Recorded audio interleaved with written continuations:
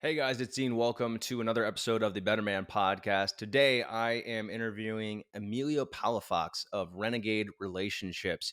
And in this episode, we talk about the difference between average relationships and extraordinary relationships. And we really center that on the three things that Emilio has to say and he believes to be the differentiators between average relationships and what he calls a higher love relationship. And these answers aren't what you might think. One of the answers actually includes why you should be on the lookout for triggers, why they are helpful, and why we shouldn't be avoiding them. It also involves both partners, the necessity of both partners being committed to growth. And also, we talk about why working on yourself and not just the relationship is so important. I also ask a lot of the big questions that just come to my mind when it comes to better relationships. Things like, what are the biggest mistakes that we can make? What are good intentioned actions that are actually harmful? And what can we start doing more of with our partners on a regular basis to elevate our relationship to have something that seems special instead of just average? We also go really deep into the importance of self work when it comes to a relationship. Why a relationship can only be as strong as your biggest insecurities. And we talk about the practices that you can do to do the necessary self work that helps us show up better for our own relationships. Emilio has a truly profound experience with this. He has a 2 year period in his life where everything sort of fell apart and it laid him bare and forced him to actually it enabled him to reach a level of happiness that he never had when he was doing all the things that he thought he was supposed to be doing. And I think it was a really inspirational story. I think you're going to get a lot out of this. I know this is going to help you to have better relationships. It's going to help you learn how you can improve yourself in order to do that. And as always, I hope this inspires you to be a better man. Hey guys, it's Dean. Welcome to the Better Man podcast. Today I am joined by Emilio Palafox, who is redefining what it means to be a man. And he is the co founder of Relationship Renegades. So we're going to talk about relationships in this episode. Emilio, thanks for joining me. Thank you so much for having me, Dean. Yeah, so I'm really excited about this for a lot of reasons because I'm a big proponent of working on your relationships, not just having them stagnant. I also recognize that relationships are so automatic. Like you establish these patterns with your partner in the early days of the relationship, and those things that you do, whether you did them consciously or not, they form the foundation of your relationship and they persist through the years and years of your relationship. It's kind of like how we have these extremely formative experiences as kids, and then like we spend our 20s and 30s and 40s like trying to understand, oh, that's what messed me up. Cool, let's go back to this thing and let's dig into this through like 10 years of therapy to like try Yeah. and figure out like this. So yeah, anyways, and I'm also really interested in going into this because I've only recently understood this, but relationships are actually more important to your overall health than genetics, than your workouts, Mm. than your nutrition. This is like the number one determinant when it comes to your overall health and happiness. So, um, I think we should start off there. Let's talk about why relationships are so more important than we think. Yeah, you said some great things that will provide a lot of great legs to this conversation because especially when you think about, like you said, the foundation and how you enter and what that does down the line for the relationship. Mhm. Um, I think I'll maybe even start there to answer your questions and more for what you said is, at with our company Relationship Renegades, one of the things that we always talk about with like the fundamentals or the foundation for like great soil is if both parties are committed to growth, right? Because we believe, like I'm looking outside right now, I can see trees and everything and flowers. If a flower is not growing, it's dying. If a tree is not growing, it's dying. And so I think the same is with us. And so if both parties are committed to growth, that's great step number one. Number two is if both parties understand that triggers are gifts, just wrapped in really ugly wrapping paper, then Hmm. and that's a whole conversation as to why it's a gift and how you can unwrap that. And kind of like what you said, all of a sudden you're like, oh wow, I was getting triggered and there was this reaction, this resonance. And there's a reason why there's a resonance there. And of course, that's what you were talking about. Like you go back, you're like, oh wow, this is what messed me up back then. And you gotta, it's the Hmm. process is not becoming a better it is becoming a better man, but I like to kind of it's almost like unbecoming to find that better man. Yeah, it's Um, like finding an area of opportunity. It's like, oh, this is a big weakness. Like this exactly. is something I'm like thinking about it in terms of a workout, but like, oh wow, I just realized my hip flexors are really weak. So if I work on this, like Yes. I can really improve things. I love that. Yeah, absolutely. And then, the third to kind of maybe just to provide the three main things in terms of like fertile soil and those Mhm. fundamentals to us at least. The third one would be okay, you got triggered, I got triggered. If I get triggered, Rachel knows, my wife, that I need to look the man in the mirror. If she gets triggered, she knows that she looks to look the woman in the mirror. And what we do for each other Mm. in those situations is that we'll just create a safe space where we both feel safe, seen, heard, and loved. And with that underlying theme, we're able to remove that resonance within us so that when that happens again, there is no trigger because I've removed what was within. I had find out like, oh, it was weak and we can address that together. And Mhm. so, you know, that question that you provided really, I guess I wanted to start there because that's the foundation for us. Mm. Okay. I wanna dig into this a little bit more, because some of these things, like both parties committed to growth. I'm like, do you even need to have that conversation? But with all things, creating clarity is much more effective when you get incredibly clear on things, not just like assuming things. Um, so I want to get into that a little bit Yeah. more, but I kind of want to have like a more general conversation to get into this. And I'm just thinking, what are some of the biggest mistakes that people make in relationships? I'm not talking about like going out with the bros and hiring a prostitute, but Yeah. maybe like in our day-to-day interactions and how we treat each other.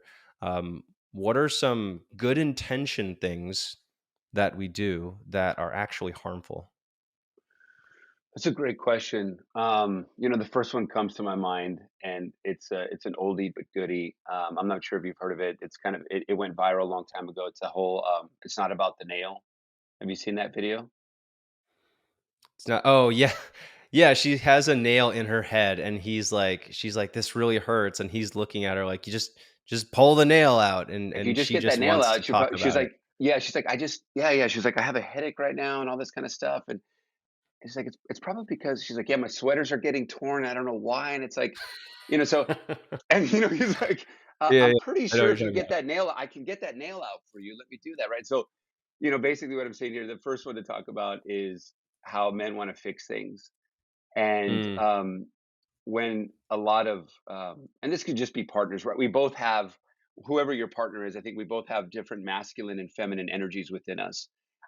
mhm, And just like a battery has a positive and negative, right? We have both of those things within us. And on the feminine energy side of things, just the energy piece, just want to feel safe, seen, heard, loved. Let me just share. Let me just vent. I just want you to like just acknowledge what I'm going through. And I think the masculine energy in whichever partner has a tendency to just like, I can help you, I can fix you, I know what's going on. And I think that's just a very important thing. And I don't think that'll ever, that's something that has been talked about a lot, but I don't think can be talked about enough because, in our relationship, it's a good intention, but as much as I feel like I know I can help or fix things, it's if I just shut up and I'm just being there and breathing through what she's going through, mhm. um, she loves me so much more, and we're so connected, and she feels so much better. Um, so I think that's one thing. In terms of other Yeah, intentions that we may have, but that can be a mistake. Let me pause for a moment. yeah. I can just touch on that. I mean, that's something that I realized. I grew up kind of in a family where, it wasn't about validation. It was about, hey, but like, let's look on the bright side of things. And it wasn't out of like some sort of, and I've talked about this with my wife, but that that wasn't out of some ill will. It wasn't because we were like, oh, like, you know, that sucks and you just shouldn't think that way. You should look at this instead and you shouldn't be feeling that way. It's more like, well, I want to make you feel better. So I want you to look on the bright side. So I'm going to remind you of things on the bright side. And I've really made an Mm, effort over the past couple of years, yeah. really, I think within the last year, to instead of like try to get people to look on the bright side and get my wife, my partner to look on the bright side, I Mm, instead like, no, that sucks. Like you lost something here. Like this is not the yeah. way you wanted it to go. Yeah. Um, and I think I love that. focusing on that instead of like trying to make them feel better, because Yeah. they'll make themselves feel better, right? Yeah. So And I I think, think that's a great point. what you're just saying right now too is reminding me of something else. It's like it comes with this phrase that you often hear in society of you complete me, like Mm, that, like I was half and you were half, and like I'm gonna do my best to fill your cup, and I'm gonna do my best to like make you happy. And that's all good mm, intentions, but we feel that that's the wrong approach, that to us, as in this conversation, the quote unquote mistake. I don't like to think about things as mistakes. Thinking makes it so. It's more of, we believe that, like, it's my job to make myself happy, and it's Rachel's mm-hmm, job to make herself happy. Everything else mm-hmm, is just a bonus. But we come into the relationship and continue to come into the relationship. Here's a glass right now, right? I do my best to fill my cup up to where it's full and overflowing, and she does the same. So we're two cups coming in with full glasses overflowing.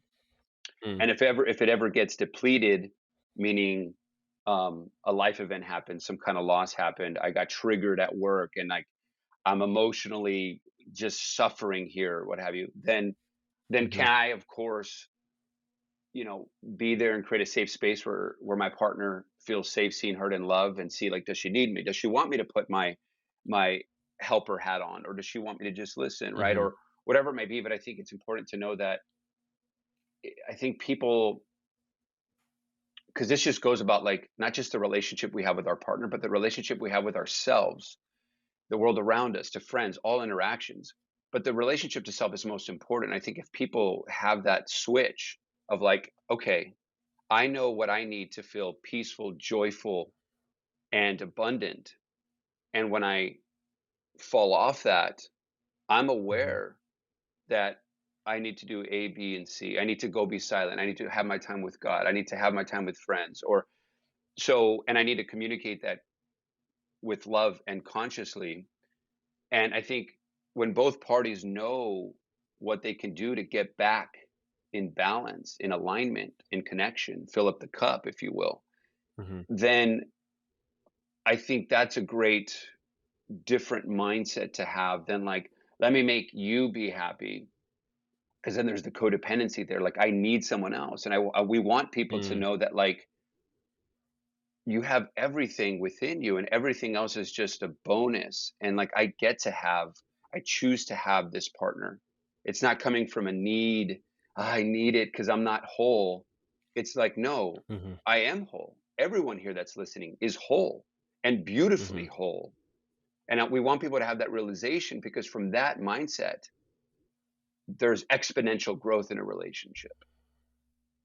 So, in summary, we believe that if you know how to take care of yourself, if you know how to fill up that cup and really love yourself enough, because everyone listening here is whole, beautifully whole. And we want people to know that and to embody that and to experience that, because you are. And if you don't feel that you are, then that's where the work comes in, right? Like, how can I make mm-hmm, myself whole or realize that I am whole? Because when both people come into a relationship, or maybe already into a relationship and realize that, then that relationship can be exponential. mm-hmm.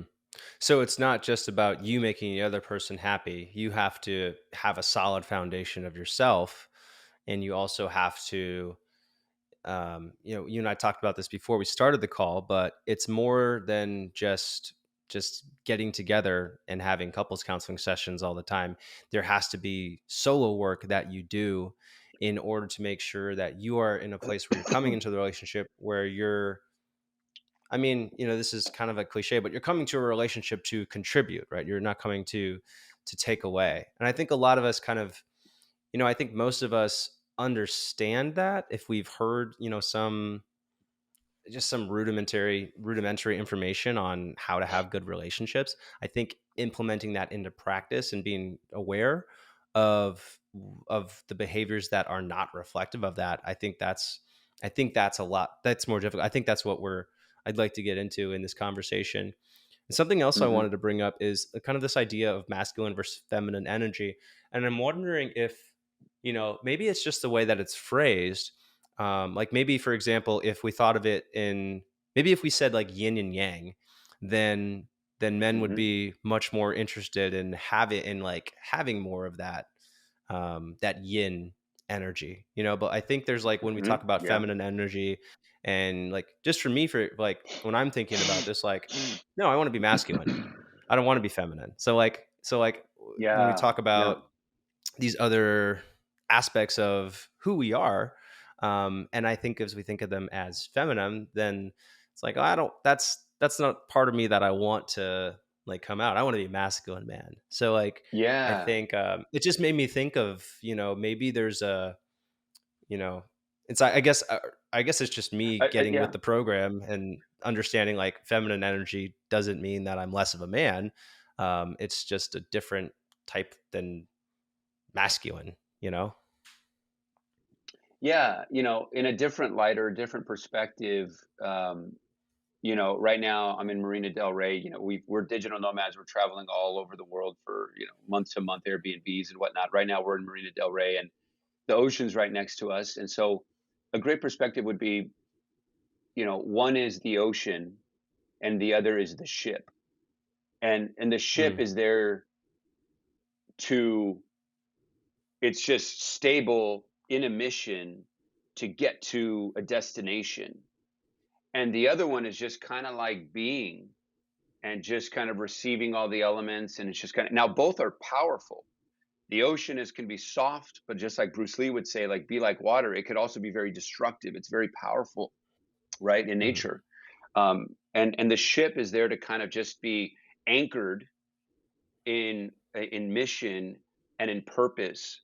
And the other one is just wild. The ocean is wild and very beautiful and very powerful. And so I think those are maybe some other elements of the mm. two sides of the yin and yang, and both are important and both need each other.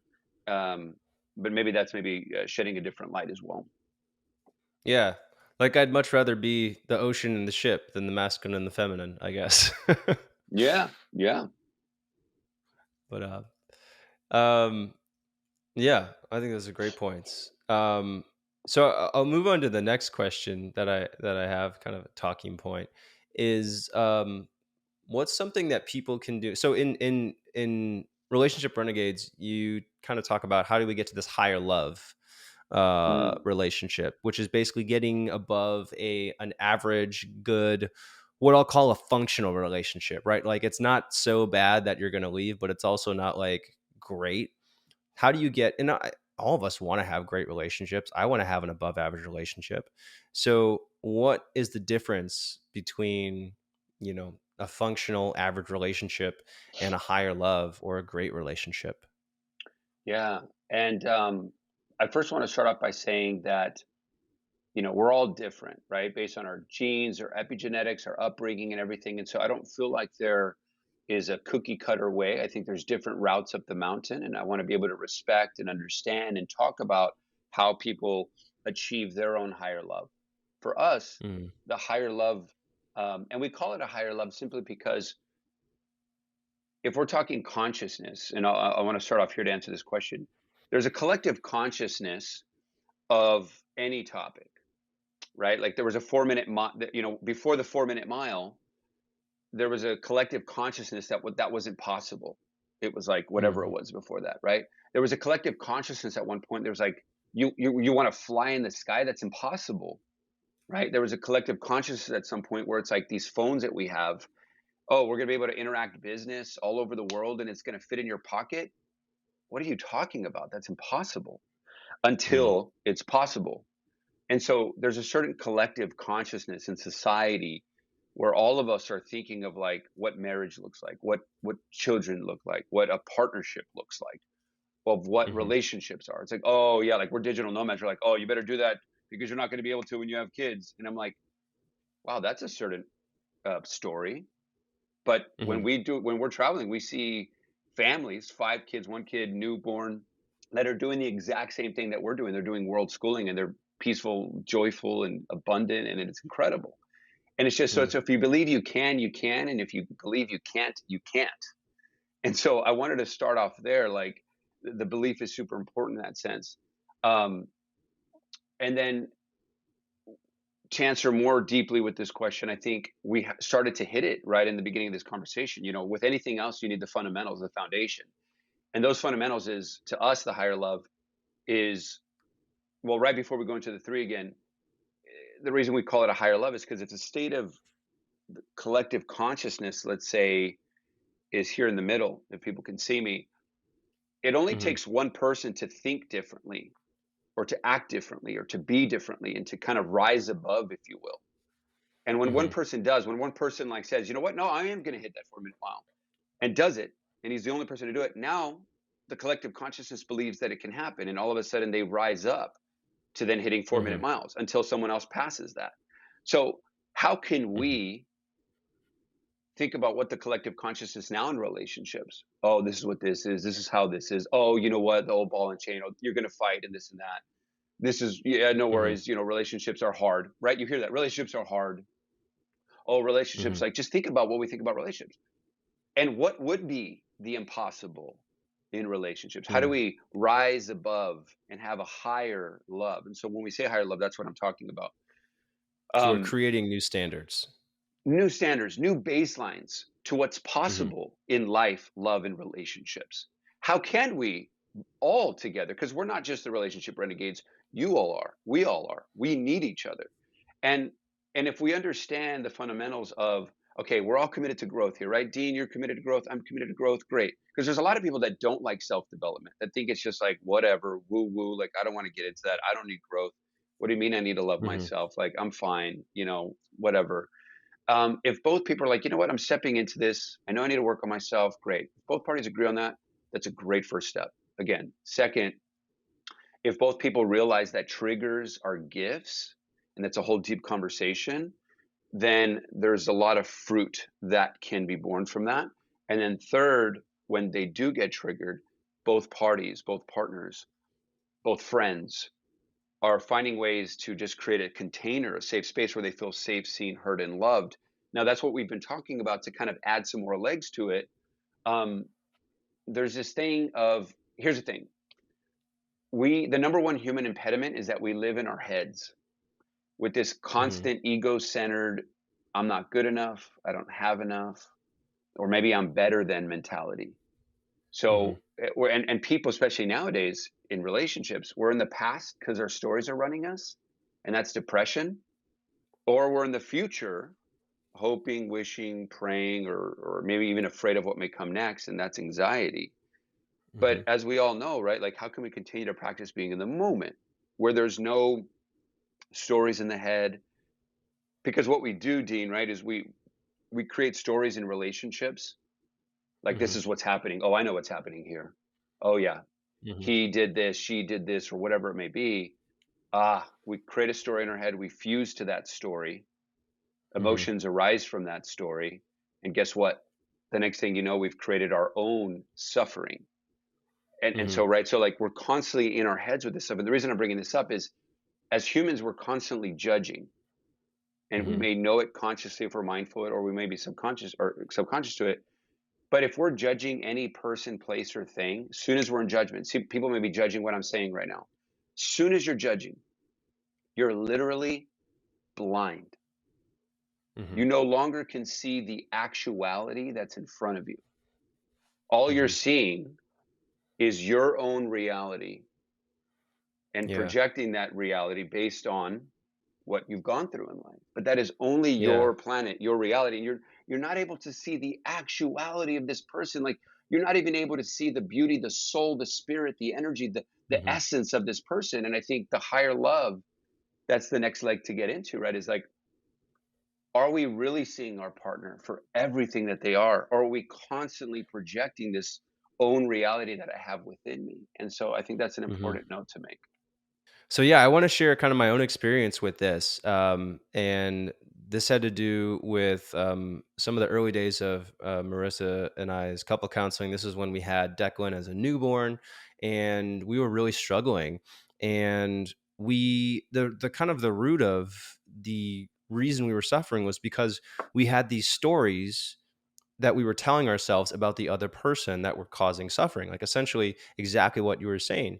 And Mhm. specifically, this was, I thought that Marissa was constantly mad at me because I wasn't doing enough to help with the baby, or I wasn't doing what she wanted me to. And so whenever I was at home, I was just like in this constant state of like, I hope she doesn't yell at me. I hope I'm doing the right thing. I hope I look busy enough. I hope she wants me to make dinner right now. Like, I hope she wants me to, hope she's okay with me, like helping out with the laundry instead of like helping out with the baby.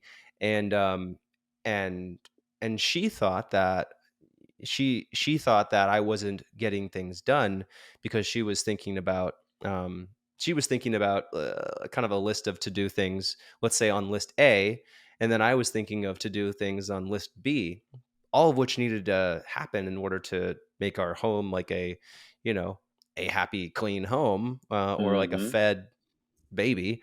Mhm. But we just weren't, we had stories in our head. And so that was I think that was a really good example of us, telling stories to ourselves that Yeah. ultimately ended led to suffering.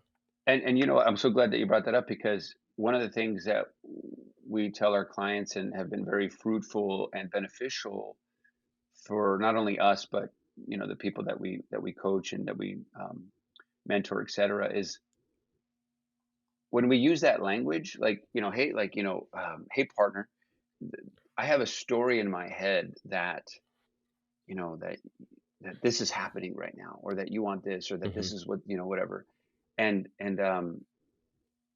we love to say like true self, false self, and like true self being kind of like your higher self, whatever you want to call it. It's all Hmm. lingo and semantics, but in like ego self, false self kind of situation. Richard Rohr does a really good job of describing those two. That I love that language, for me at least.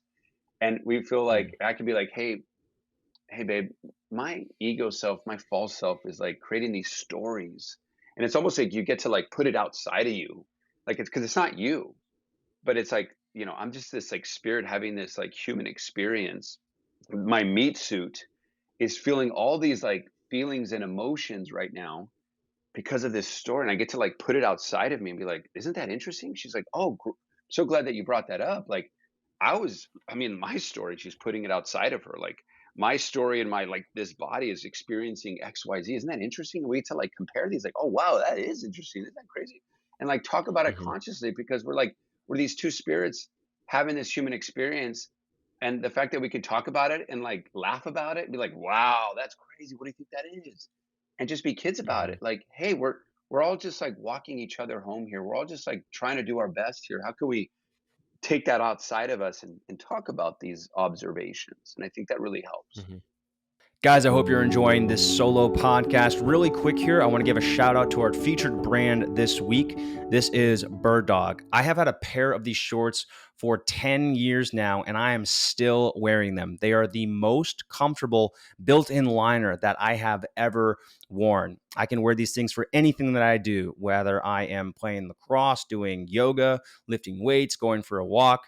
I've worn these out when I was younger and going out all day. They can stand up to the hot Texas summer, no problem, and I'll still feel comfortable even after wearing them for hours and hours and hours. So I'm really excited that we've partnered with Bird Dog. They're going to give you a free tumbler if you purchase a pair of their shorts using the link in our show notes on their website, birddogs.com. So click that link in the show notes when this episode is done. Get yourself a pair of Bird Dogs. I guarantee you're going to be happy with them. All right, guys, let's get back to the episode. The next question that I kind of have on here is, we talked a lot about, you talked about triggers as gifts. Like those are the big areas Mm, of opportunity.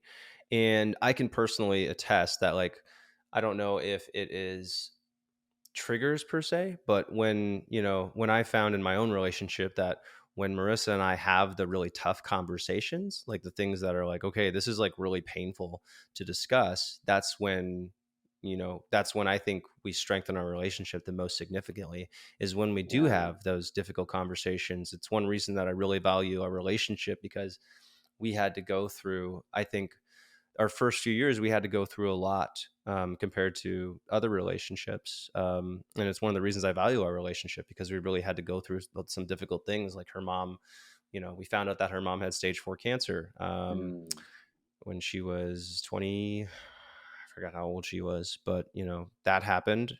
mhm, She died 10 months later. We got mm, engaged the next month, got married after a year after that. She got pregnant a month after, a couple months after that. So we mm, went through a lot of things where we really had to have difficult discussions.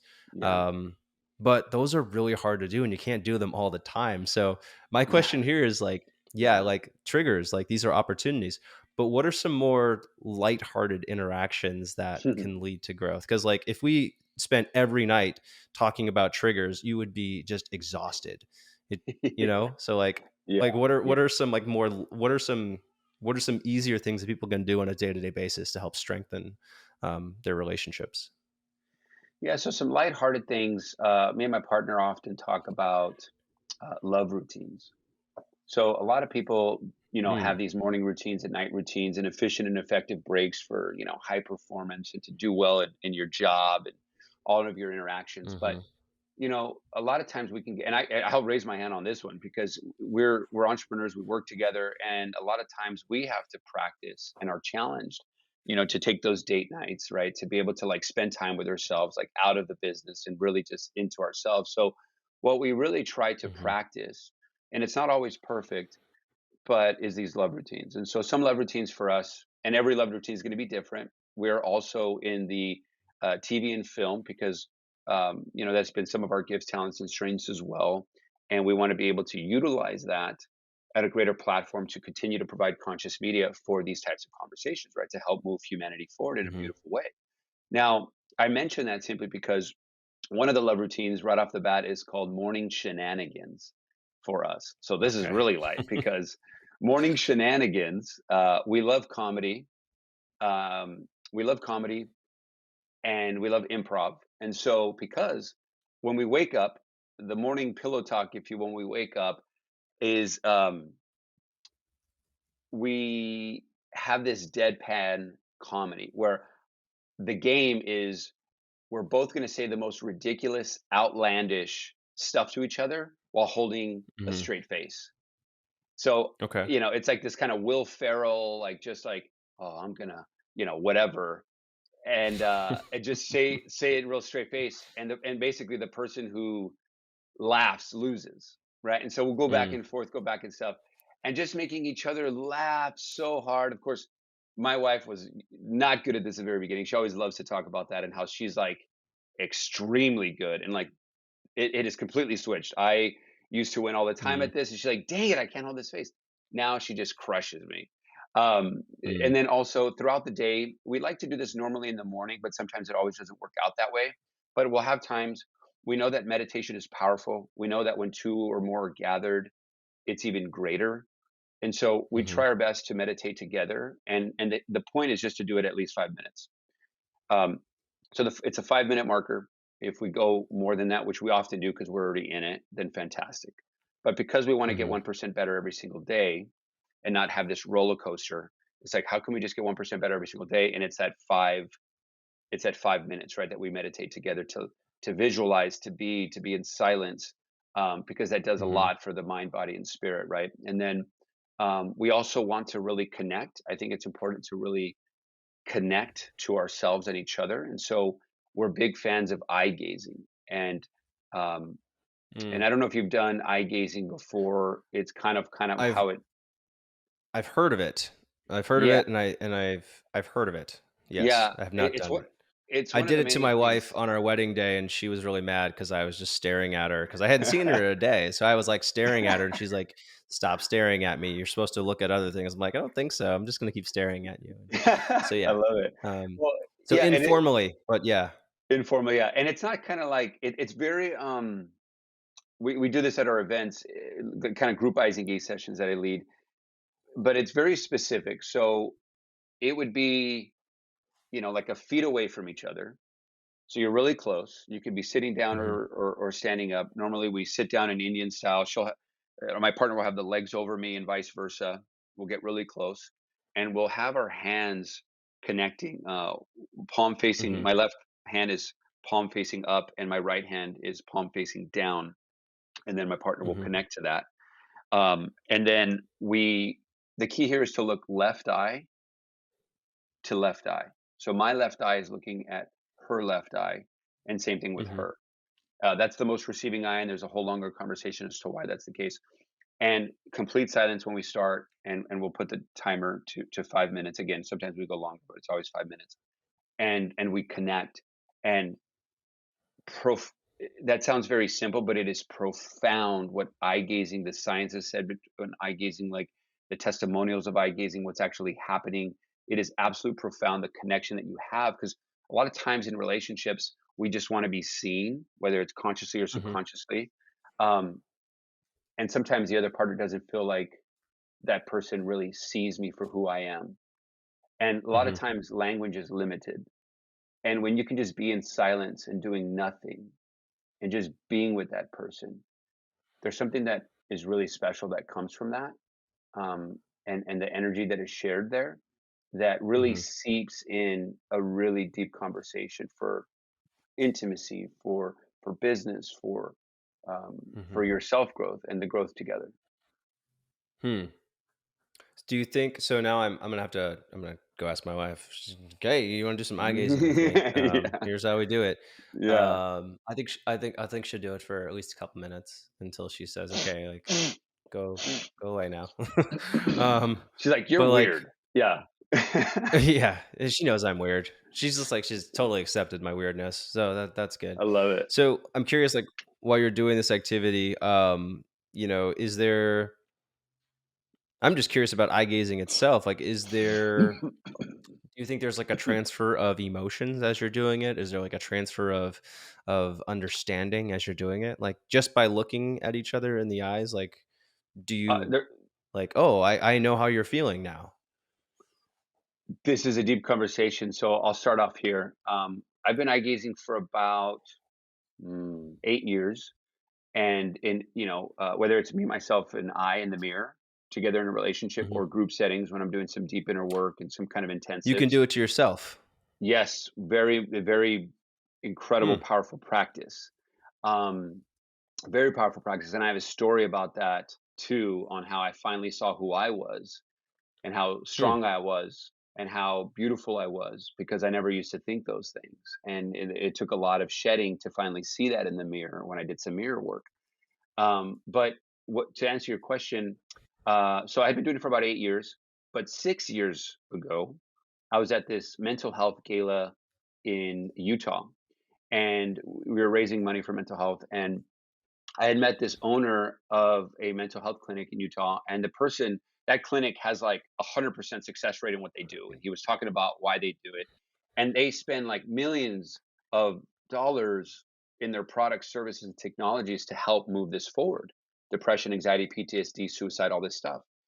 And he says, "Oh yeah, we have biometrics, we have like the MRI scans, we have like all this stuff where we can track, measure all these things, and this technology that helps with this, and this technology that helps with that." But then at the very end of things, he's like, "You know what works the best though?" And I go, "What?" And he says, "Eye gazing." And I go, Hmm. and I'm like, "Really?" And he says, "Do you know what eye gazing is?" I was, "Yeah, I've been doing it for the past 2 years." During that conversation. But I would love to learn more about how you guys do it and whatever. And it was the same thing that I described. I think they Hmm. only do it for 3 minutes.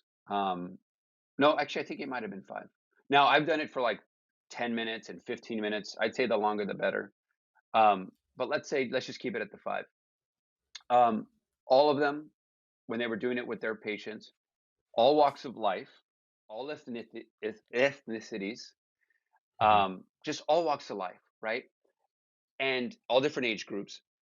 And when they did that, every single time they broke down. Hmm. Walls broke down, and there would be some kind of release. There would be some kind of laughter or crying or shout, or there would be something.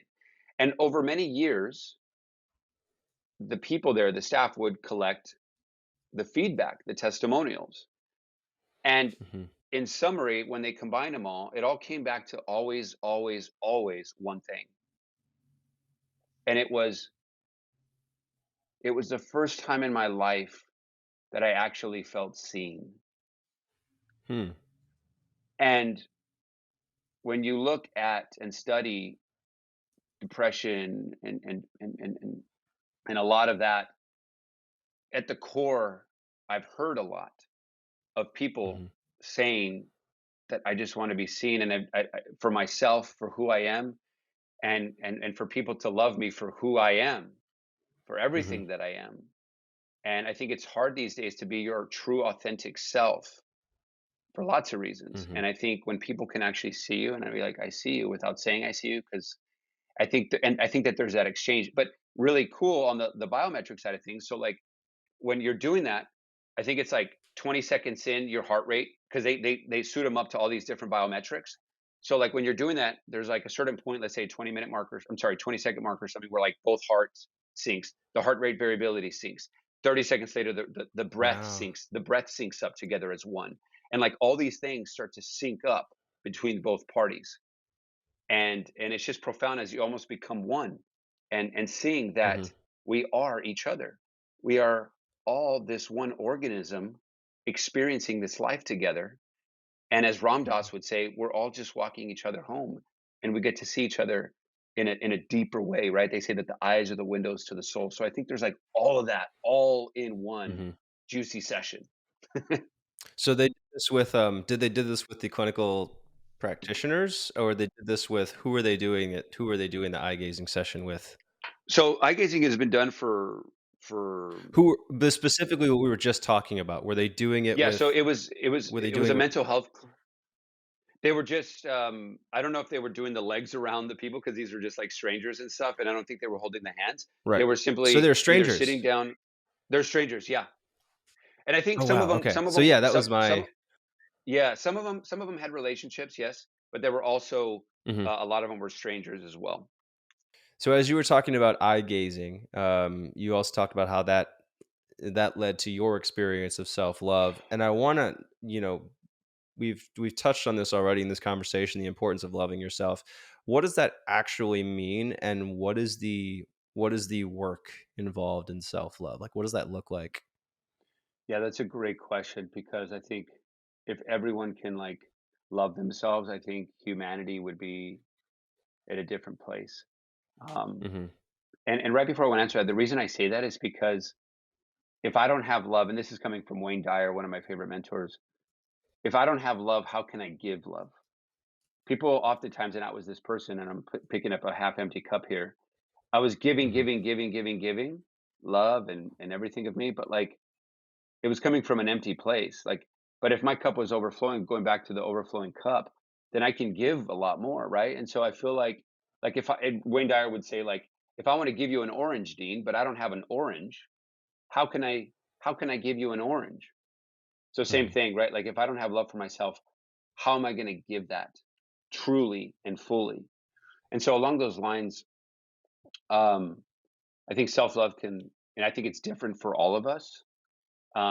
But I think at the core, some of the things coming up is for me, and I think for a lot of men, because I've done a lot of men's work and shadow work and a lot of intensives for many, many, many, many years. And what I keep hearing is that for men, it's like hard for us to ask for help. And I think that's so important to finally say, like, I can't do this. I need help, whether it's personally, mhm, professionally, spiritually, what have you.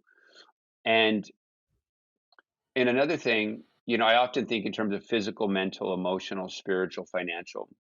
How am I filling those cups up? Right. And so the way that I would physically, right? show my self-love is I have this vessel to live in. And as we're traveling around the world, really my home is my body, is my mind. Am I doing things that where I'm going to have a strong body, a peaceful mind, and a home full of a higher love?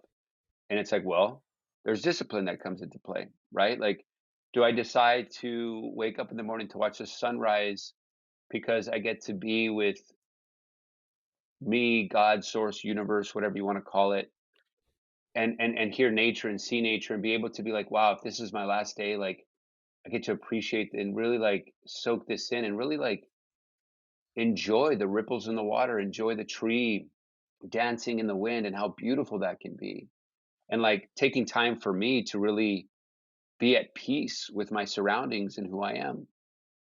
And being able to appreciate that, like taking time for me and Hmm. being able to then maybe like, do some breath work, which we love, and to like see what comes up from that because I know that there's some the body keeps the score. There could be some emotions trapped in me, and through breath work, I think it's a Hmm. great way to release some of those things. So if I take time for me to self love, then I choose to want to become a better man. I choose to want to remove that one tool being breath work. I choose to use that Hmm. tool to do that because I want to fill up my cup. I want to experience self love.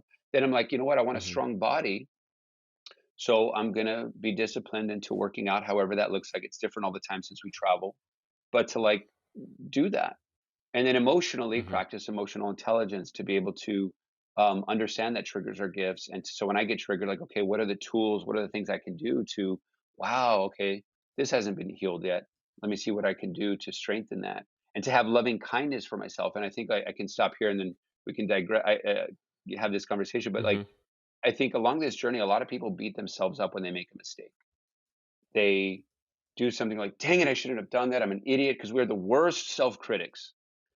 And I think Hmm. when you do make a mistake, to have loving kindness for yourself, to smile, say, there's me doing it again. So you can be in observer mode and see yourself just doing it again, whatever it is that you're doing. And then just to Hmm. welcome any emotions that come up because it's just data, it's just energy, it's going to release, but to welcome it, not suppress, deny, hide, distract, Netflix and chill it, welcome that. And I think when I do that, then I'm practicing my mental and emotional muscles.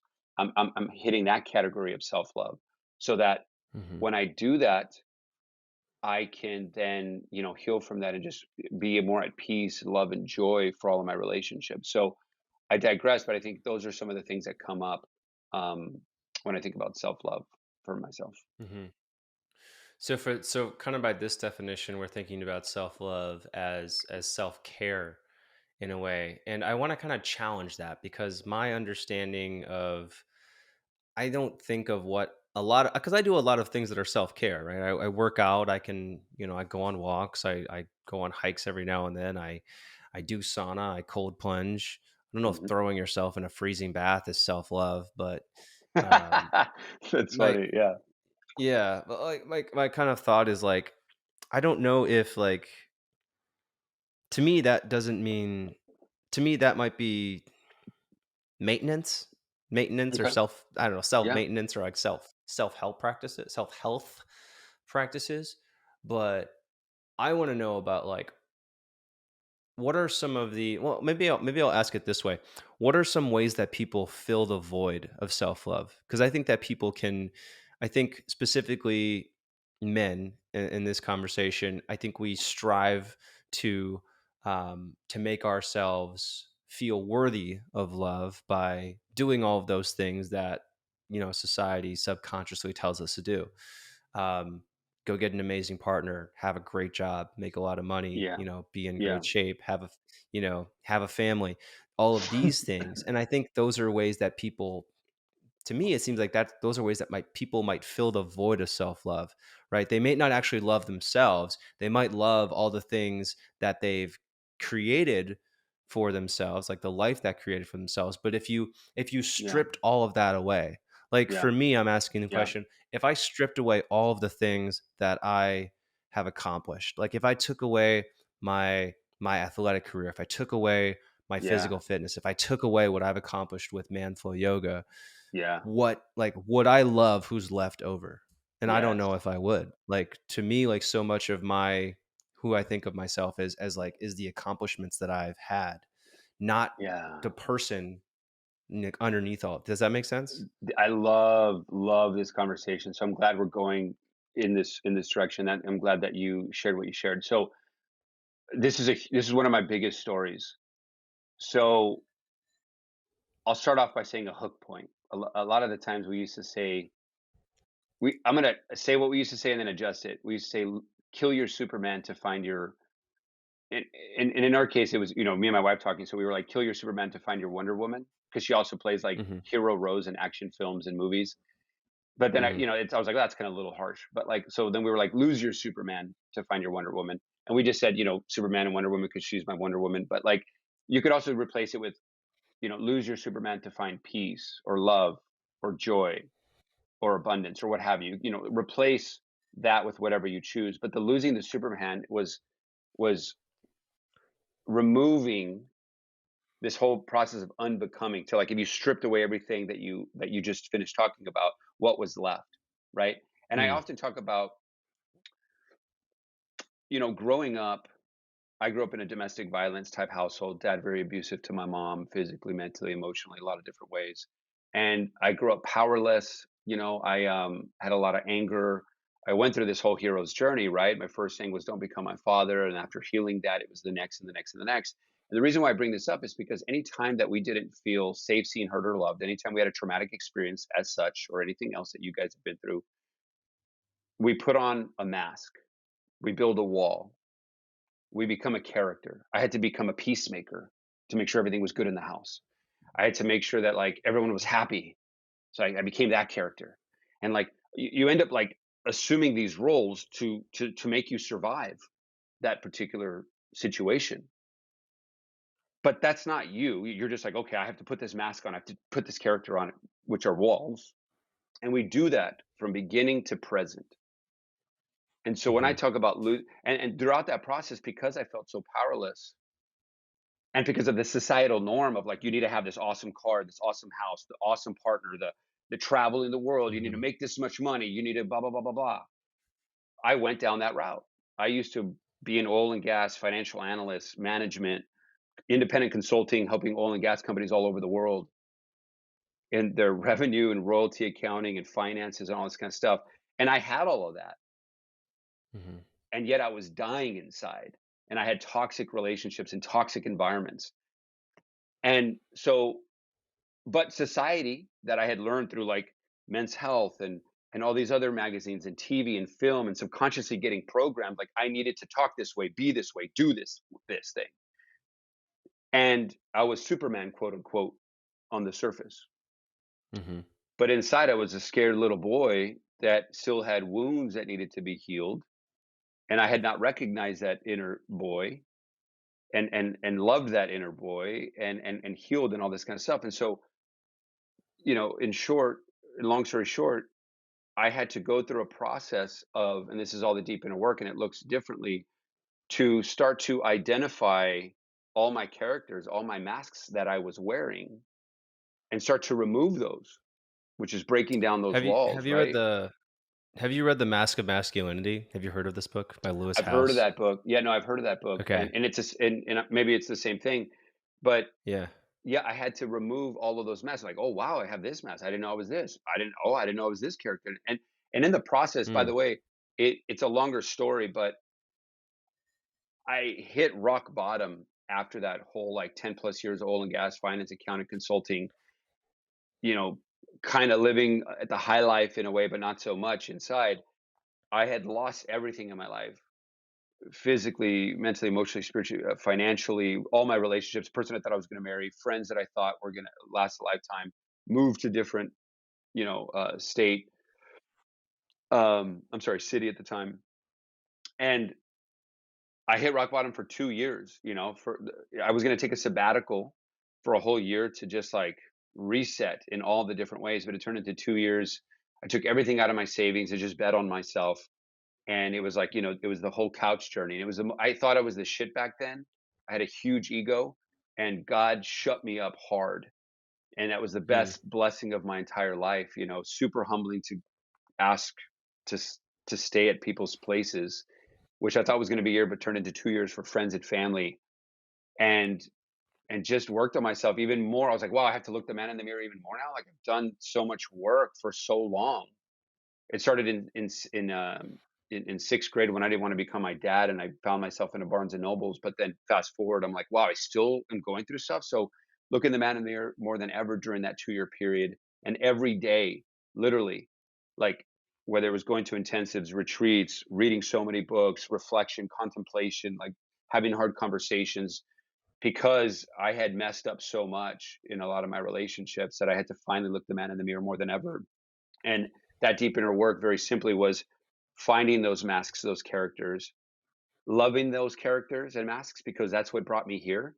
That's what made me survive, and thanking them and saying, in a very like visualizing kind of metaphorically speaking, being like, thank you, but I need to let you go, and letting that Hmm. go, and on and on and on and on and on.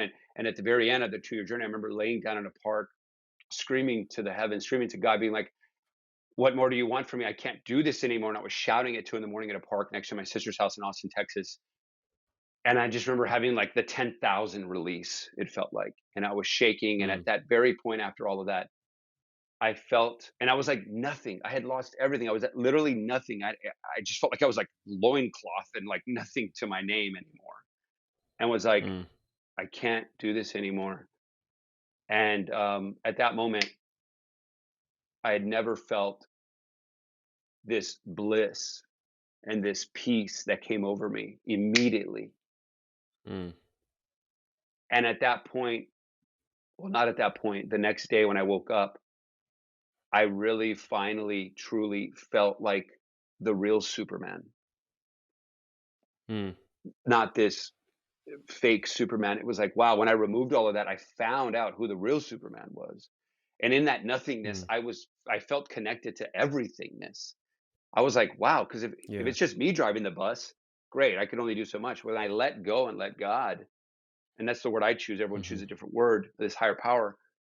I felt, if I let go of just me, I was like really tapped into everything. And it was my first time actually experiencing that. And that was that blissful, peaceful, abundant state. And no lie, that very next day when I woke up, calls, business opportunities. The friend wanted to introduce me to this friend. I started to make more connections. Like everything changed when I had truly let go of all of those things and found myself. Mm, Um, and so, anyway, it's a longer story, but in short, that's a lot of how I became to know my true self, if you will, mhm. and love. And during that time, there was a lot of self love, and giving myself a lot of loving kindness for all the mistakes and all the things I went through, just loving that and accepting that and appreciating Mhm. everything, that it was all for me. Yeah. No, I mean, like those that well, thank you. That was thank you for sharing that. What a profound experience. And this is those types of experiences I think are the ones that we really focus on in the Better Man podcast. Honestly, it's those profound transformative experiences that are like extremely intense when they happen, but Yeah. ultimately we come out of them and we're like, okay, like now things will be better. And so just to kind of recap, so it sounds like through this 2 year sabbatical process, through self work, through self exploration, you realized these masks that you were wearing, they were um, what's the word? Not protective behaviors, but adaptive behaviors, or they were I think protective mechanisms. both of those things. I Yeah. forget what. Yeah. Yeah, I mean, I'm blanking on the proper yeah, phrase right now, but it, they it were got me. protective things that enabled you that you realize like, okay, I had these, they're no longer serving me. Yeah. Now I'm going to thank you, no thank you. Now, as you said, and now I'm going to start, you know, and now I'm going to start practicing my life differently.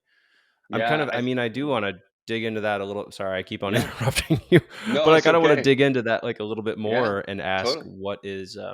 what were some of those realizations that you went through? Oh man. Let's see. There's so many. Do three of your Um, favorites.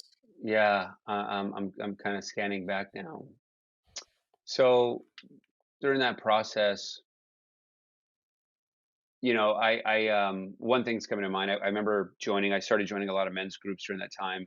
One of them was called the Mhm. Mankind Project, and we did this warrior weekend. And if you ever study, well, I'll just go here because it's a longer story. So the warrior weekend, it was like a 48-hour intensive, like physical, mental, emotional, spiritual. It's not like religious or anything. It's just like this incredible, like hero's journey all packed into like a 48-hour weekend. And it was very intense. Mhm. And through that time, there was a lot that came up, right? I think I wasn't at that point, I was not an integrous man, didn't have a lot of accountability, and had a big ego. It was just all about me, and I would blame a lot of people. I had a lot of anger. I would just react and spew poison on anybody that would trigger me. I just thought I was a shit, and it was just all about me. It was like me, me, me, Mm. and also because of the way that I grew up, I had to do everything myself, and so I never, when we were talking about asking for help, like I never asked for help, Mhm. and I was uncomfortable with myself. I wasn't confident with myself, so everything that I was doing was coming from an insecure place Mhm. of the things that I said. Like I had things like would say certain things and act certain ways and whatever, whatever to showcase. Like look at me. I got all my shit together, but it was coming from a place of I'm not good enough, Mhm. and it was for me that was such a big shadow. This thing that I would, the shadow. For those of people who don't know, right, the things that we hide, suppress, and deny from ourselves. And it was that, and it was a whole lot of things, but that's such a big core that I didn't feel good enough, also that I didn't have enough because I grew up poor. So then again, I would just create more masks and things of like, look, no, I do, rather than just being like, I don't need anything. I just feel that way. And as simple Mhm. as that sounds, and maybe it doesn't, but it's simple to me now. It's like I realize that I don't need anything. Like I just need me, myself, and I am good enough. Like I realize that, when you lose everything and you feel that bliss finally, and you're really tapped into, like, because there's so much noise in our daily life. You're going through the motions. You got to go to work. You got the kids. You got the family. You got to do this. We don't spend a lot of time just being silent. And I love all religions and all mentalities and everything. But in the Bible, it says, "Be still and know that I am God." And however you want to replace God or what have you, I just think when we're still, we connect with ourselves, connect with a higher power. And in that time, I had a lot of time to practice that. And I want everybody to be able to feel aligned and connected to themselves more than ever and not just have all this noise. So a lot of that noise started to get cut off. And when that got cut Mhm. off, I feel like I finally found myself. I finally felt myself, right? I feel myself. I'm now thinking about that song. But I'm feeling myself. And when I did, it's just a simple realization, like there's nothing to do or to take or a tool. It's like when you truly let go and remove all that stuff and be still and practice being still, I think the realization just comes naturally.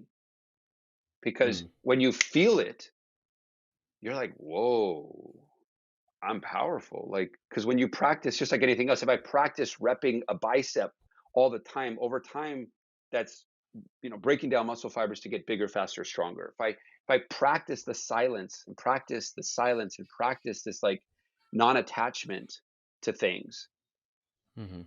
then what grows from that muscle that gets bigger, faster, stronger, is that connection with myself and everything else in the world.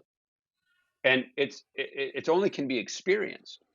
And so when you experience that over and over and over and practice that and rep that, you get to a realization like, wow, you it's just like I am extremely powerful, not in an ego way, just like this Mhm. beautiful, powerful, incredible person. Why was I always reaching for something else to make me feel this way when it's always, and it's cliche to say, but it truly is always within you, and that I Mhm. can access it anytime. I think a lot of people are building external things and external like real estate. And it's like, why not build the internal real estate where you're the eye Mhm. of the storm? I finally felt the eye of the storm in a tornado, right? That eye of the storm is where it's peace and calm all the time.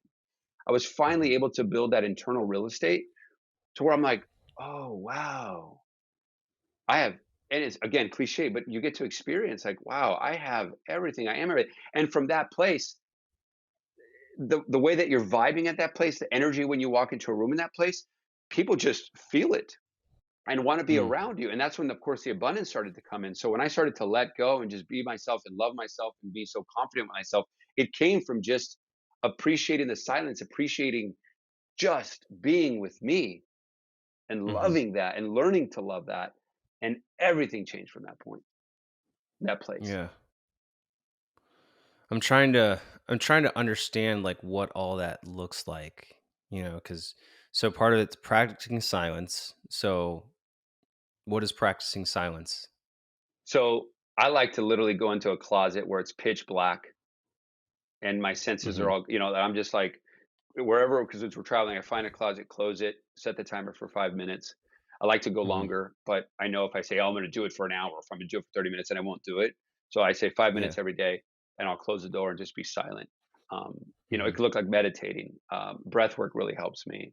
I'm a fan of psilocybin, so microdosing with psilocybin. Um, Mhm. it could look like uh, doing uncomfortable things as well, because I tend to find myself like, the reason I find the correlation between like self maintenance, like you talked about, and self love is because Mhm. remember how I said the walls that we have, which are the same thing Yeah. to me as masks or characters. I feel as Mhm. men, we need to break. And there's beauty in the breakdown. A lot of these men's group, it's kind of like an egg, and all the 100 processes to the very end is like slowly cracking the egg until the very Mhm. end, where the final process fucking cracks you wide open, and you Mm. finally, all the emotions that you trapped in that you never wanted to share and you told were not good to share, come out, and you Mhm. cry and you scream and you roar, and you said, I can't do this, I need help, and there's men holding space for you to say, I love you, you're good enough, you don't need anything, all these sayings that you breathe life into you. And I think that's, Mhm. in my opinion, that's like God too. Like, I think all of that is God to me. And so Mm. I think also, in addition of just silence, everything I talked about is like getting yourself uncomfortable. It was uncomfortable for me to join like these men's groups. It was uncomfortable for me to do shadow work. It was uncomfortable for me to like get into an ice plunge. I think when anything that Mhm. like scares you or you're uncomfortable, right? It's those areas of growth. Because if an ice plunge breaks you, or a hot sauna breaks you, or a long, Ironman breaks you, or doing a vision quest breaks you, like anything that is extremely hard for you physically, mentally, or emotionally, do that, because the intention is to break. Mhm. And if we can get into a safe space in group or community where you feel so safe, and those processes, and if you allow yourself to break, Mhm. you're breaking the wall, you're So breaking all those breaking things. so breaking is like this feeling that it's too much. I can't handle this. Like I can't. Or what is like breaking, or what is breaking a wall? What does that feel like? So we talked about asking for help, right? Like, I don't need any help, I got this, I could do everything. No, I know you're trying to help me. No, no, no, no. Whether it's like helping me move, or helping me with my relationship problems, or helping me Mhm. um, with the current mindset I have, whatever it may be. People used to always want to help me in my life. I'm like, I got it, I got it. I'm me. I can do everything. I'm whatever. There was a moment in Mankind Project where there was this round called the withholding round. Is any man in this room withholding anything? It was after we got through different processes, and I raised my hand, and I remember at the time I didn't want to be seen, because I was like, felt guilt and shame for a lot of things I had done in my past. But I remember somehow like my higher self was like raising my hand for me. And I went in there. I remember Mm. kind of like blacking out a little bit, because I was so nervous around these 50 men, all like up to big things in life, heart-centered, grounded men. And I wasn't used to feeling, it was uncomfortable because I wasn't used to feeling grounded, heart-centered men.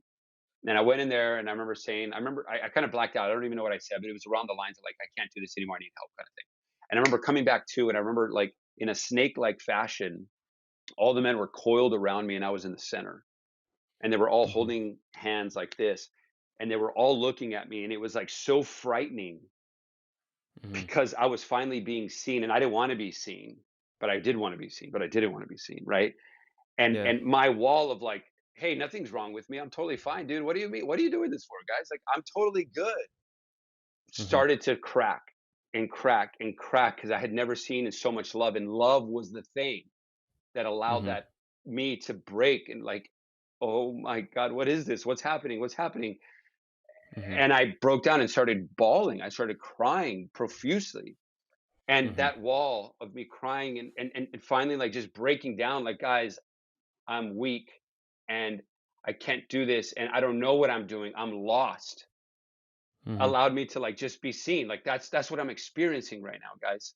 And they all saw me and they're like, I love you and I see you and I'm here with you and I want to help you. Contact me tomorrow. I'm going to share this with you. And it was like there was no transaction. It was just like you're whole and I love you and you don't need to do anything. And it was like, Mm. what? And I'm breaking down and my wall is no longer there of, hey, I'm totally fine. I'm Mhm. not fine. And that wall shattered and I was finally allowed to let love in, because I think a lot of Mhm. us don't let love in, and the trajectory of your life will literally change by the amount of love you decide to let in. And when I allowed that love to pour inside of me and to actually receive it, because a lot of us don't know how to receive, Mhm. that we started to fill the cup a whole lot more. I mean, Mhm. that was like love juice just pouring into me. I finally was able to receive that, and that wall broke down. It was on to the next and on to the next. So hopefully that was an example to shed some light Yeah. there. Wow. I mean, it sounds like an amazingly powerful experience. Um, and I want to tie this back into the start of our conversation. What did self love, going through this process and being able to love yourself, do for your relationship Oof. when you did find a relationship? Oh man, everything, everything. So, you know, I no longer was trying to impress dates. I was no longer trying to impress my now partner or anything like that. And I'm gonna maybe change that word, but it wasn't like let me say the right thing and do the right thing, and I'm in my head. Okay, this is what I got to do. This is what I got to be. This is what I got to do, and I'm like in my head. But here's the thing: if we're in our heads, we're not in the present moment. Literally, like if I'm up here Mhm. thinking, then I'm not here being. And so I was no longer in the head space. I was in the heart space. I was just like, I'm Mhm. just loving my life. I'm just like, I'm just loving my life finally. I'm loving me. So then when I operate in the world, I didn't have an agenda. I wasn't trying to like do, I would always try to plan things out because, okay, I'm gonna do this. I'm gonna open the door. I'm gonna pay for this. I'm gonna be by my head. And I wasn't experiencing life because I was in my head. I wasn't here. And when Mhm. I was just here living, loving, I was confident with myself finally. I loved who I was finally. I was at peace within myself. I had joy. I was actually starting to do the things I loved. I was like surfing, which I love. I was like hiking more, being in Mhm. nature, which I loved. I was actually like spending time and prioritizing friendships and family time, even though I had work. I was like, you know what? I'm gonna sit down and have a cup of tea, which my mom loves, and just like looking at her wrinkles and studying them because who knows if she's not going to be here tomorrow. And I'm just like, I'm just loving every moment. I'm loving this right now with you, Dean. Like I'm just being here, right? And from that place, I think it allowed dates and partners to be like, whoa, what is this? Like we were both in this like nowness Mm. together. And it was like, man, who are you? Like, what is that? It was like this powerful presence of like, it didn't Mhm. matter. I didn't have any expectations. I didn't have any attachments. Because if I expect A to happen and B happens, I created my own suffering. Mhm. If I had an attachment, like I really want this to go well, and it didn't, created my own suffering. I was just like, let's have Mhm. some fun. What's happening here? You want to go with this? You want to do that? If it was a no, great. If she didn't understand me, if there was a trigger there, whatever, it wasn't for me. It was a great filtration Yeah. process. I'm like, great, no worries. Because, Yeah. and I'll say this, So which there's is like very, one yeah, hundred percent authentic confidence. yeah, it was because I finally felt, and this is a quote would summarize this. What I used to do, well, I'll just say the quote, and I'm gonna try to chop it up. I forget who said it, but something like, "Don't try to be someone else so that people will like you. Be yourself, and the right people will love you." Mhm. And the right people started to show up, rather than continuously being this fake Superman and attracting all these people that really just liked me but really didn't love me. Because that's who I was Mhm. attracting. I was attracting me. You attract yourself. You Yeah. see, you see who you are in life. And so I started to just love myself so much and vibe at that self that, like, it was a great filtration process for people that weren't needed to be in my life, and then Mhm. it brought all the people that should be in my life. And so my wife now, when we started dating, it was like I just was like, so like, what's going on? I was like into her. I had compassion with certain things that she said. I was just listening. I was truly listening. If she said something, Mhm. you say this, which is really cool, D, because I love saying this term that you said during the conversation. It was like, thank you so much for sharing. That must have been hard for you to share. And it was she was just Mhm. kind of like, who the heck is this man? I just didn't have. I was just like, I was just confident myself. Like you said it best. And I think I just and I was just a kid. I allowed my kid self to come and play, which allowed herself, kid self, to come and play. We were just like playing together. And I think Mm. that's also part of the higher love coming back. I think all of us are just like kids in big bodies wanting to play and enjoy this freaking life that we have. And when you Mhm. can be that person, you allow the other person to shine bright and to be that same person too. Mm. Wow. Yeah. I mean, I'm just trying to empathize with like this idea of living life like in the present totally. And yeah, Yeah. it sounds like an amazing experience.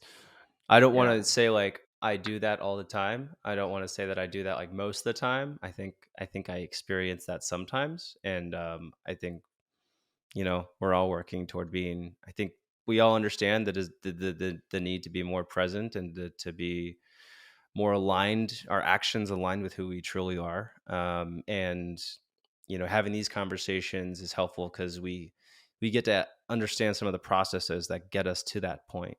Because it is a process. I mean, for you, it was like, Totally. holy crap, this 2 year transformative breakdown, screaming at the sky process in the middle of the night at your sister's house. Yeah. The So, last you know, scream. Yeah.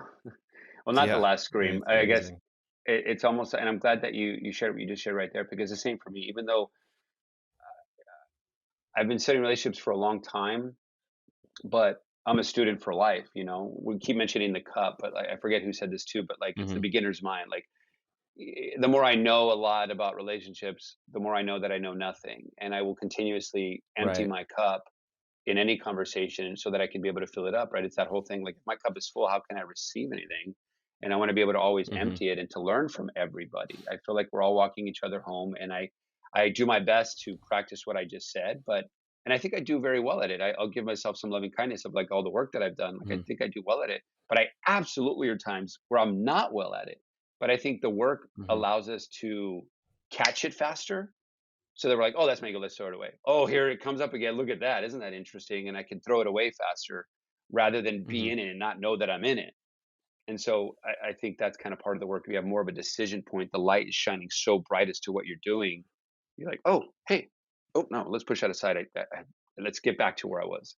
So I'm not perfect, and I am definitely a student for life. Yeah.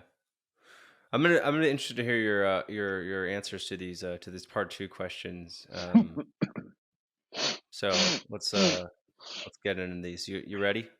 Yeah, let's do it. Okay. What do you think is one habit, belief, or mindset that has helped you the most in terms of your overall happiness? Give me a moment. Mindset, habit. Yeah, that it's kind of twofold. It's that I need nothing. That when I tap into the nothingness, this is the mindset that I really experience everything. So when I get caught up, I really go back to that calm center of like just letting go of everything, just being myself. Like we're human beings for a reason. We're being just to be with myself. Hmm. Because in the present there is no fear, anxiety, guilt, shame, what have you. It's just and I think the more that I continue to just align and just breathe and just be with that, like to be in that nothingness and to practice and rep to be in that nothingness, that's when I, in a weird way, connect to everythingness. And that like Mm. that everything in that state, everything is beautiful and peaceful and blissful. And it's and you realize in that moment, like, wow, everything is happening for me. Um, and the reason why I wanted it to be twofold is every time I get triggered, I realize it's an opportunity to look and go back within, to contemplate, Mhm. to reflect, and to journal all these things so that I can get back to center. And so those triggers, when I do get triggered, it's a reminder to go within. And I'm happy when that Mhm. happens. And so I think when I have that kind of habit, oh, I got triggered, let's go within, let's get back to that peace, let's get back to nothing, because I know in that place I'm going to feel good again. It's almost like when you're sick, you're in a different state of consciousness. Like everything feels hard, I can't do it, and all of a sudden you get better. And you're like, oh wait, I can do this. Everything's fine. Everything's amazing. I think Mm. that habit of getting triggered allows me to go back in because I know everything is. But it's like, okay, but I'm not there yet. It's like being at the basement of a elevator, and I'm like, okay, get back in, get centered, so I can go back to the 50th floor where I know my state of consciousness is going to be like everything's freaking beautiful Mm. and everything's happening for me. Cool. All right. What's one thing that you do for your health that you believe is overlooked or undervalued by others? God, these are great questions, man. Thank you. Oh, it's a great question. For my health, that can look physically, mentally, emotionally, man. It can be any of those things. Yeah, Yeah. right. Oh, wow. It's like, what's the one thing I want to share? Because there's so many. Um, I want to try to say something different than maybe a lot of things people haven't said. The quote, let's say the quote from Wayne Dyer. We mentioned Wayne Dyer earlier. One of the quotes I love from him is, Mhm. when you change the way you look at things, the things you look at change. And so maybe taking a moment to, Mm. like, let me look at you. How can I look at you differently? How can I look my partner differently? How can I look a stranger differently? How can I look at the tree differently? Or the way that the sun dances on the water? Like, Mhm. how can I see this bird coming up to me? How can I see this differently? So that Mhm. again, when I change the way I look at things, the things I look at change. And really deeper, it's almost like your external reality is literally a reflection of your internal reality being Mhm. reflected. So when I have that different perspective change about something, that simple thing allows me to view the world completely different. And when that's the case, I show up differently. Mhm. And then my health, I'm in more and more and more in a peaceful, joyful, happy place because of that pivot in the way that I looked at something. Mhm. Yeah, that's a very a similar idea to that is the very popular Stoic idea that we create suffering based on our perception of things. They're neither good, they're neither bad. We create suffering based on our interpretation of the event. I love So, that. Yeah, um, yeah. It's the yeah, what's that? It's like, what's the quote? Pain is inevitable, suffering is optional. optional. Because of what you just said. Yes, Yeah. for sure. Um, Third question: what's the most important activity you regularly do for your overall stress management? Mm. Just use something different than the silence we talked about. And I know this podcast has talked about a lot of the things, the sauna, the cold tub, the breath work, and all this kind of stuff. I love all of those things, and those help greatly. But maybe shining something different. What's one thing that I do? Can you say that again, just so I can? The most important activity, or one activity that you regularly do for your overall stress management.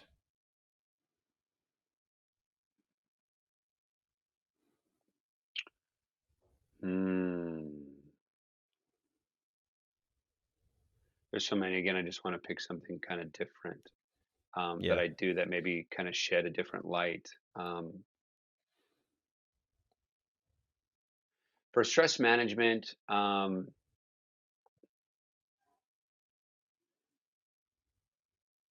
I know we didn't talk about breath work, but I'm such a big fan of breath work, man. I'm such a Mhm. big fan of breath work. I just got to say that. There's a lot of different things, but I think I just wish the whole world would utilize their breath in a lot of ways. I like breath work detox, holotropic breath work. And I Mhm. try to do that, especially if I'm stressed. I know that that's going to 100% fix it. I'll just go on Spotify, put some great music on, like some spiritual music, and I'll try Mhm. to breathe for like at least 5 minutes. I try to really go into the 15-30 minute range. If it's ideal, it's a whole hour of like this nonstop of, you know, you breathe through the lower belly, then the upper chest, heart area, and then a complete release. So it's like an inhale, inhale, exhale, and it's Mhm. very intense breath work, obviously called breath work for a reason. That will just disseminate any kind of stress. Another way of just getting completely centered and balanced for me and my wife also love to do it together because then we like get to Mm, share what happened during those experiences and then connect deeper together. So I think breathing together really allows us to connect together, not only for each other, but ourselves as well. And mhm. it really connects me back to God. So I think I'm just going to have to say that because I want that to be just shout to the rooftops for humanity. I feel like if everyone did that, things would be different. Yeah. No, I think that's an awesome answer. I don't think people have said breath work before, so and I think, yeah, breathing is yeah. Like, I don't typically like having, I don't like having art in my house that looks like it was purchased at Home Goods. I just don't. Yeah, But there's, totally. like we have this one thing, it's like a little wooden sign that's, like, perches up on on, like, a buffet table or, like, a TV stand. It says, "Just breathe," and I'm like, "Fine, I'll keep it." Yeah, It's a good reminder. totally.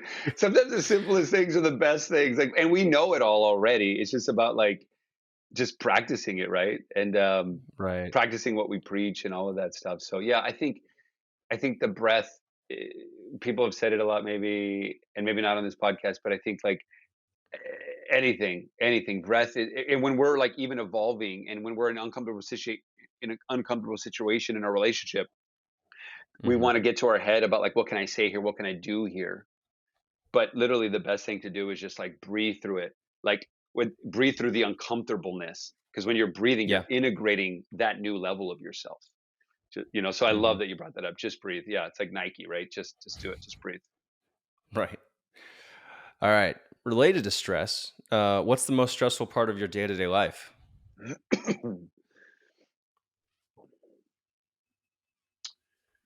Hmm. The stressful part of my day-to-day life, I'll say two things. Um, Sometimes I can have this paralysis by analysis Mhm. where I'm analyzing all the different things I got to do. I got like, the coaching, the speaking, the I got to manage this over here, put on this hat, put on the administrative role, do some marketing, do some posts, do some speaking engagements, do all this Mhm. kind of stuff. We got a retreat coming up, and I'm like, oh my god, oh my god, oh my god, and I'm like, I don't know where to start. And obviously, it's Mm. just in one step, right? So I think when I get overwhelmed with all the things I have to do because I'm in my head again, then I can get, and that can happen any point in time, right? So I think when I and when I had this mindset of like, at the end of the day, I often remind myself of death. You brought stoicism into this. Me and my wife think about death Mhm. a lot because then I'm like, you know what? At the end of the day, none of this matters. Like if I die tomorrow, I can't take all this stuff. Like, okay, oh, I worried about, like Brendan Burchard, or even in longevity studies, it's like most people at the very end of their deathbed just wish they would have like lived more, loved more, and mattered more. Period. They're more important. They're more happy, and think about the strength of their connection and relationships. Like all the time, you hear it 10,000 Mm. times, and there's lots of studies on this. So then I remind myself of that. I'm like, man, none of this matters. So I'm like, so then that gets me like, okay, I'm good to take step one, right? And so that can be very stressful. And then also, I'm trying to get rid of this story that every time my dad or my mom calls me, or my sister, that something could be wrong, that I might get that call that something happened, and it comes from just the way Mhm. that I grew up. I'm trying to change that story in my head, but every time that calls or something's going on, there could be family issues going on. That stresses me just because I love my family so much, and I want my family to be happy, peaceful, joyful. I want them to have some of the tools that I've acquired. Not that it has to be the same tools for them, but like we're all in different Mhm. journeys, and I care so much. So I have to practice that non-attachment. But those can be stressful for me with family, or my wife, or my loved ones, along with the paralysis by analysis. Mm. Yeah, that's a those are valid answers. And my last question here is what do you think is the biggest challenge facing men and their well-being right now? The biggest challenge with men and their well-being. I mean, it's a whole slew of things. I don't tend to focus. I believe right now, society, there's a big part of society that's saying that like we don't need men anymore, and that there's like this toxic masculinity, which there is toxic masculinity, but Mhm. like that. I just feel like there's the divine masculine and there's this divine feminine. Mm. Like and there's just divine human beings. Like, we're connected to the divine in a way. I love that, however you want to say it. For me, I say, God is the vine, we are the branches. Like, it's just all one branch. I don't think of it as like my hand is not just my hand. My hand is a part of me, Mhm. but it's my hand. But like, it's also like my cells are also part of me, but they're living their own life over inside, right? Like, my bacteria is me, but it's also like they're doing their own thing there. But we're all this one. I'm all this one organism, contributed of bones and tissues and muscles and cells and all these kind of stuff. It's all one. And Mhm. I think that, so that's what I mean about like this divine masculine or divine feminine, or divine human, this divine humanness that we are, spirit that we are. And Mhm. I think we're I think we're forgetting that at the foundation of this answer. I think we're going so much to technology now, to AI, and to then robotics, to automation, to like all these things. And I think this like like this technological advancement is incredible and amazing and helps me with my business and stuff. But I think gets Mhm. us away to like this divinity. And I think so. It's not only with men, I think it's with everything. And so I'll just start there. And then, you always hear it's just that men can't share their emotions, that can't cry, that can't scream, Mhm. that can't like release, that can't share, that can't um, say "I love you" to a man, Mhm. to say "I love you" to another human. I think I think those are some of the things that are plaguing us right now. That, if we don't, if men don't allow themselves to heal their childhood traumas, then they're going to show up in all of their relationships over and over and over again. Mm. And if we can't hold a safe space for each other, to allow us to break in a safe space and Mm. say, brother, we're all in the same boat here. We're all walking each other home. Like, how can I learn from you? How can I help you? How can I just create a space for you to feel safe, seen, heard, and loved? I think right now it's, man, it's just like about, it's a societal norm. The societal norm is like, let's fix things, let's do things, let's just be Mhm. men, and whatever that looks like. And it's like, we're so much more than that. We all are. And I think if we can just be present, find our purpose, get our power back from all the times that it hasn't, that we've lost our power. Mm. If we can be with people, creating good connection and community with people that love us because we're being authentic selves. And if we can be prepared for life's inevitable waves, because my favorite quote is, there's life is like the ocean, there's always going to be waves. The good news is that you can learn how to surf. So if we can be prepared, probably in all the ways you talk about on this podcast, I think with presence, with purpose, with power, with people, with preparation, I think we can all, with men, help each other showcase our true, authentic selves and shine bright. To be vulnerable, that vulnerability is a strength. I think a lot of conversations that we had like this, but I think it can't. I think it just needs to be talked about this over and over and over, and that we as Mhm. men need to rep this and rep this and rep this, so that the higher love, that higher state of consciousness we talked about in the very beginning, is that is the norm.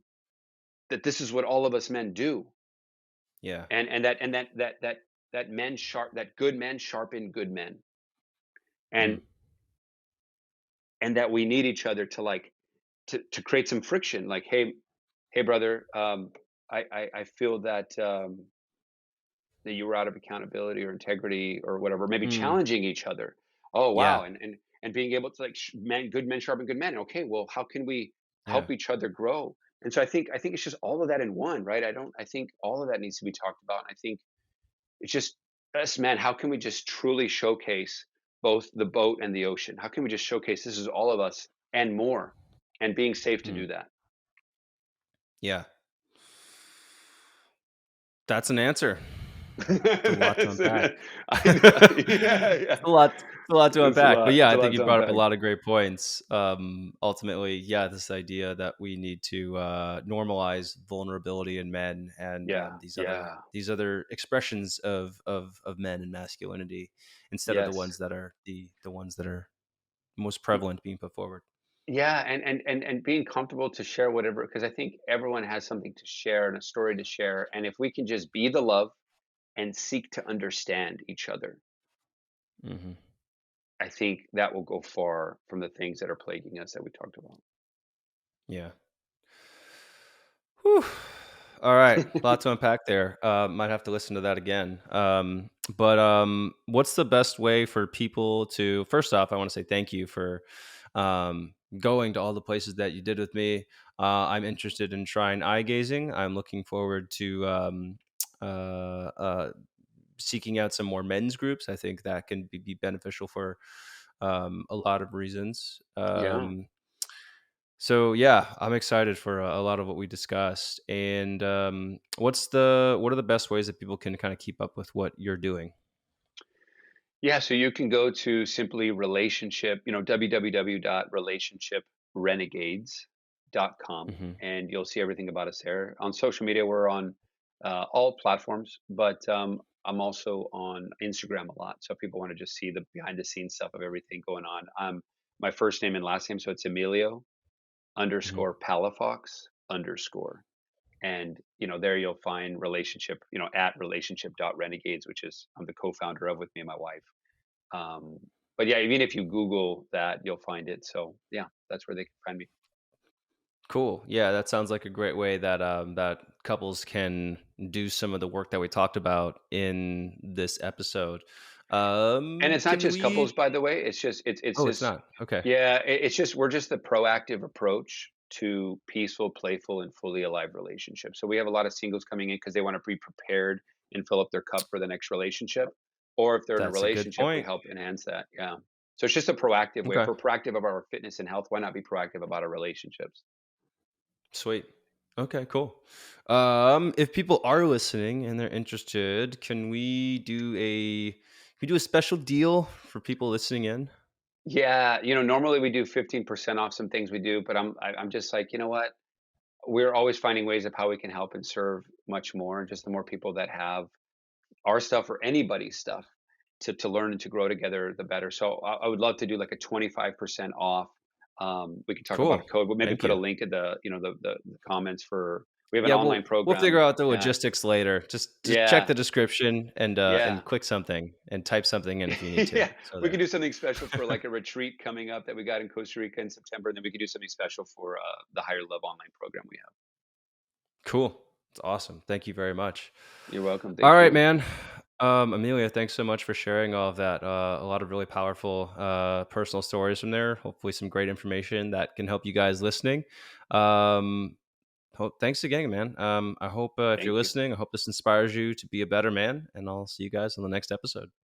All right, guys. I hope you enjoyed that conversation with Emilio and I. You can check out Emilio Palafox and what he does with the Renegade relationships on his Instagram as well as on their website. I'll put all of that in the show notes for you guys. If you're listening to this podcast and you haven't already left a review, if you're getting value out of this, I encourage you to leave one. You can do that on Apple Podcast, on Spotify, Google Podcast, or wherever else you're listening to this episode. And if you haven't already and you're struggling to implement some of the practices we talk about in the Better Man podcast, one of the best ways to help with that is by getting into a consistent habit of taking care of yourself with exercise. Manful yoga is a fantastic way to do that. We've got structured programs, a set path of programs, hundreds of workouts and tutorials to help with all of that, and even a supportive community to help with answering questions, getting support, and getting inspired from other men just like you. You can learn more and sign up at mfy.tv/join. I hope you enjoyed listening to this episode, and I will see you on the next one. I hope it inspires you to be a better man.